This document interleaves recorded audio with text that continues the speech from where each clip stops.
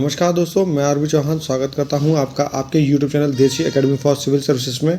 आज हम UP PCS और एमपी पीसीएस को ध्यान में रखते हुए पॉलिटी का टेस्ट शुरू कर रहे हैं और ये पॉलिटी टेस्ट है हमारा। और पॉलिटी टेस्ट का चलिए हम अपना पहला सवाल देखते हैं। तो हमारा पहला सवाल है कि सामाजिक, आर्थिक एवं राजनीतिक क्षेत्र में समान आधार निर्मित करने के उद्देश्य से राज्य असमान लोगों के लिए भिन्न व्यवहार कर सकता है। कारण है इसका समान लोगों में विधि समान होगी और समान रूप से प्रकाशित की जाएगी। तो उपरोक्त कथनों के संदर्भ में सही उत्तर चुनिए। ऑप्शन ए सही है किंतु आर गलत है। ऑप्शन बी ए गलत है किंतु आर सही है। ऑप्शन सी ए और आर दोनों सही है किंतु ए का सही स्पष्टीकरण आर नहीं है। ऑप्शन डी ए और आर दोनों सही है और ए का सही स्पष्टीकरण आर है।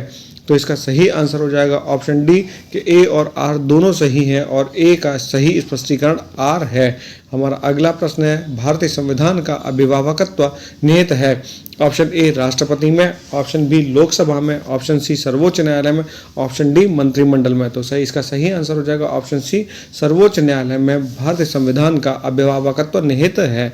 हमारा अगला प्रश्न है, निम्नलिखित में से कौन काले धन पर भारत सरकार द्वारा गठित विशेष जांच दल के प्रमुख थे। ऑप्शन ए न्यायमूर्ति एच.एल. दत्तू, ऑप्शन बी न्यायमूर्ति एम.बी. शाह, ऑप्शन सी न्यायमूर्ति अल्तमश कबीर, ऑप्शन डी न्यायमूर्ति राजमणि चौहान। तो इसका सही आंसर हो जाएगा ऑप्शन बी न्यायमूर्ति एम.बी. शाह, जो थे वह काले धन पर भारत सरकार द्वारा गठित विशेष जांच दल के प्रमुख थे। हमारा अगला प्रश्न है, भारत का संघीय न्यायालय निम्नलिखित में से किस वर्ष में स्थापित किया गया था। Option A 1935, option B 1937, option C 1946 और ऑप्शन डी 1947। तो इसका सही आंसर हो जाएगा ऑप्शन बी 1937 में भारत का संघीय न्यायालय स्थापित किया गया था। और वो किस एक्ट के द्वारा किया गया था? 1935 के गवर्नमेंट ऑफ इंडिया एक्ट के जरिए उसको वो स्थापित किया गया था। कब? 1937 में किया गया था। लेकिन अगर भारत के सुप्रीम कोर्ट के बारे में पूछा जाए तो इसकी स्थापना 26 जनवरी 1950 को हुई थी। ध्यान रखिएगा दोनों चीज़ों को। संघीय न्यायालय की स्थापना 1937 में हुई है और भारत के सर्वोच्च न्यायालय की स्थापना 26 जनवरी 1950 को की गई है। हमारा अगला प्रश्न है, भारत के उच्चतम न्यायालय के न्यायाधीशों की वर्तमान संख्या क्या है। Option A 20, option B 25, option C 31, option D 33। तो सर्वोच्च न्यायालय के न्यायाधीशों की संख्या है ऑप्शन डी 33, जिसमें आ जाएगा 32+1, जिसमें +1 जो होता है वह CJI यानी चीफ जस्टिस ऑफ इंडिया होते हैं। 32 बाकी अदर जज होते हैं और इनकी रिटायरमेंट की एज जो होती है वो 65 वर्ष यानी 65 ईयर्स होती है। ये ध्यान रखिएगा, पूछा गया है कितनी होती है? 65 ईयर्स होती है। किसकी? सुप्रीम कोर्ट के न्यायाधीशों की रिटायर होने की उम्र, चाहे वो CJI हो या अदर न्यायाधीश हो। हमारा अगला प्रश्न है, निम्नलिखित में से भारत के संविधान का कौन सा अनुच्छेद कानून के समक्ष समानता से संबंधित है। ऑप्शन ए अनुच्छेद 16, ऑप्शन बी अनुच्छेद 15, ऑप्शन सी अनुच्छेद 14, ऑप्शन डी अनुच्छेद 13। तो इसमें आंसर हो जाएगा ऑप्शन सी अनुच्छेद 14 जो है वह कानून के समक्ष समानता से संबंधित है। हमारा अगला प्रश्न है, निम्नलिखित में से कौन सा भारत के संविधान द्वारा प्रदत्त 6 मूल अधिकारों में नहीं है। ऑप्शन ए समानता का अधिकार, ऑप्शन बी शोषण का अधिकार, ऑप्शन बी विरोध का अधिकार, ऑप्शन सी शोषण के विरुद्ध अधिकार, ऑप्शन डी धर्म की स्वतंत्रता का अधिकार। तो इसमें जो 6 मूल अधिकारों में शामिल नहीं है वह है विरोध का अधिकार। 6 मूल अधिकारों में नहीं है। हम आपको अपने वीडियोस में बता चुके हैं कि जो मूल अधिकार है वो कहाँ से लिए गए। इसके लिए ट्रिक है FRA, यानी F for fundamental, R for rights, A for हो जाता है अमेरिका, यानी अमेरिका से फंडामेंटल राइट्स को लिया गया है। समानता का अधिकार अनुच्छेद 14 से लेकर अनुच्छेद 18 के अंतर्गत आता है। शोषण के विरुद्ध अधिकार जो आता है अनुच्छेद 23 और अनुच्छेद 24 में आता है। और धार्मिक स्वतंत्रता का अधिकार आर्टिकल 25 से आर्टिकल 28 तक आता है। हमारा अगला प्रश्न है, निम्नलिखित युग्मों में से कौन सा सही सुमेलित नहीं है। मानव के दुर्व्यवहार तथा बलात्श्रम का प्रतिषेध अनुच्छेद 23 में आता है। अल्पसंख्यक वर्गों के हितों का संरक्षण अनुच्छेद 29 में आता है। संवैधानिक उपचारों का अधिकार अनुच्छेद 32 में आता है। शिक्षा संस्थानों की स्थापना तथा प्रशासन करने का अल्पसंख्यक वर्गों का अधिकार अनुच्छेद 31 में आता है। नहीं, अनुच्छेद 31 में नहीं आता क्योंकि अनुच्छेद 31 को भारत के संविधान में 44वें संविधान संशोधन के माध्यम से 1978 में ही डिलीट कर दिया गया, यानी उसको हटा दिया गया है, संविधान से हटा दिया गया है, जो कि संपत्ति के अधिकार से संबंधित था। हमारा अगला प्रश्न है, भारतीय संविधान का निम्नलिखित में से कौन सा एक अनुच्छेद अस्पृश्यता उन्मूलन करना तथा किसी भी रूप में इसके आचरण का निषेध करता है? ऑप्शन ए अनुच्छेद 17, ऑप्शन बी अनुच्छेद 16, ऑप्शन सी अनुच्छेद 15, ऑप्शन डी अनुच्छेद 28। तो इसका सही आंसर हो जाएगा अनुच्छेद 17, जो कि अस्पृश्यता का उन्मूलन करता है, यानी अबोलिशन ऑफ अनटचेबिलिटी करता है। हमारा अगला प्रश्न है, संविधान के अंतर्गत मूल अधिकारों का संरक्षक निम्नलिखित में से कौन है?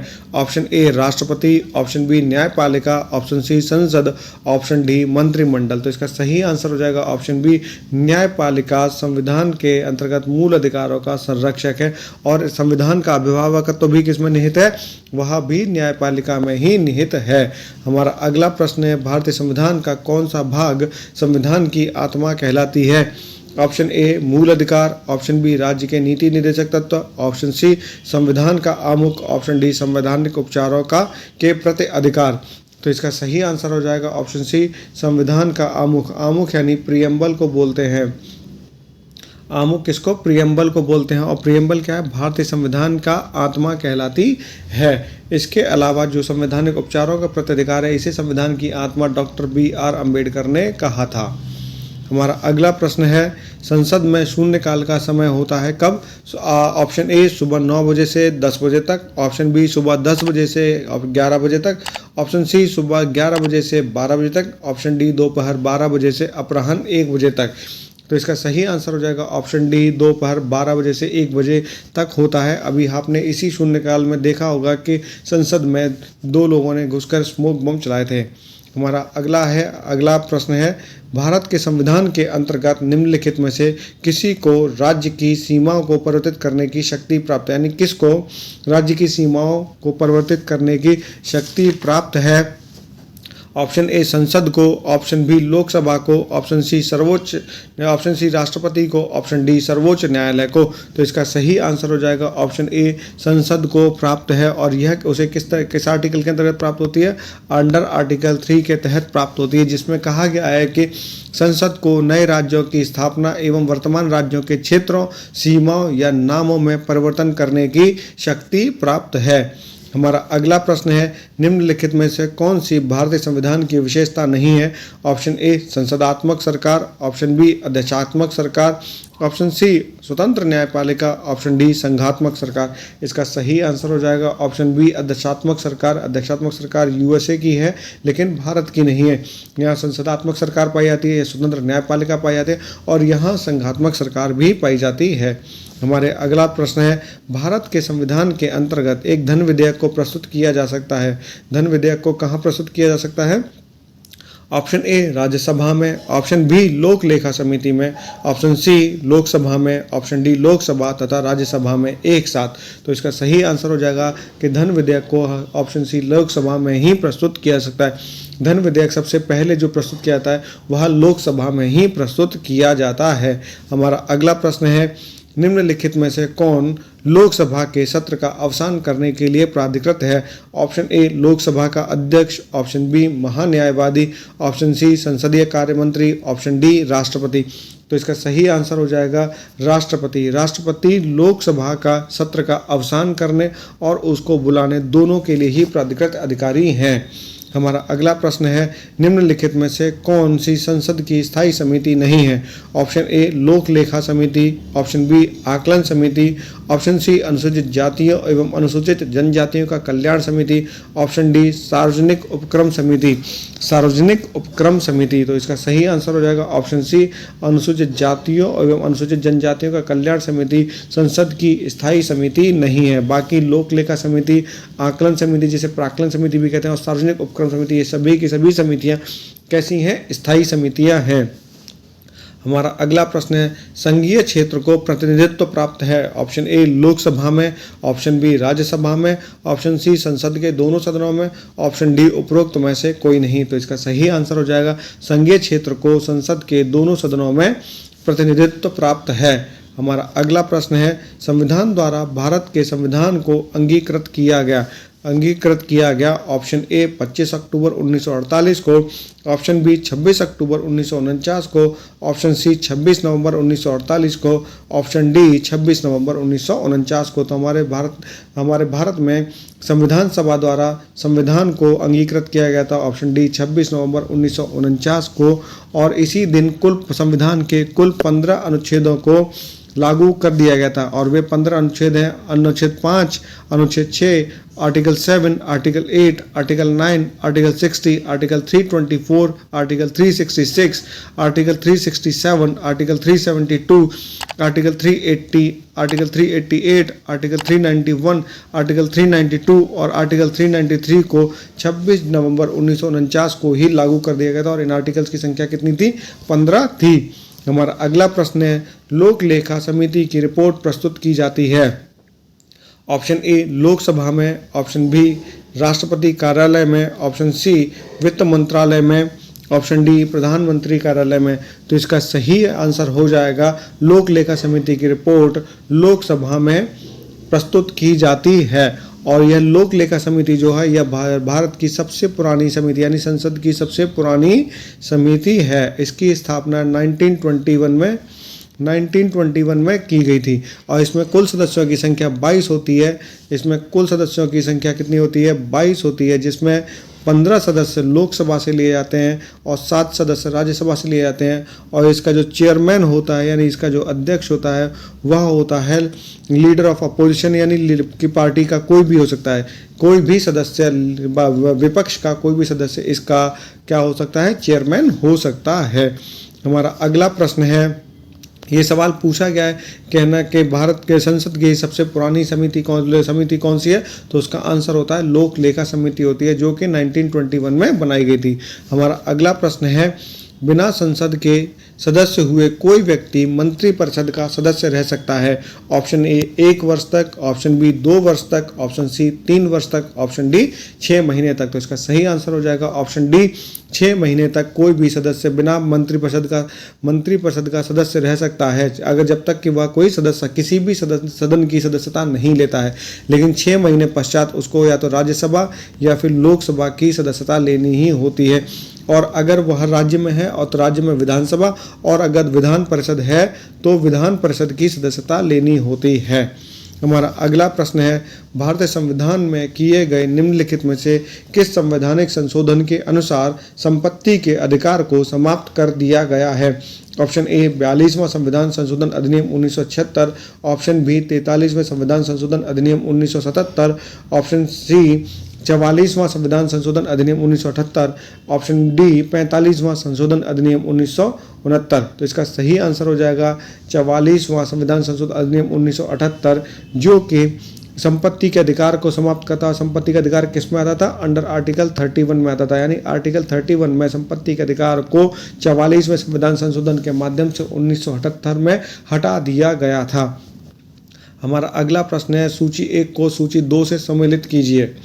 सूची 1 को सूची 2 के साथ सम्मिलित कीजिए।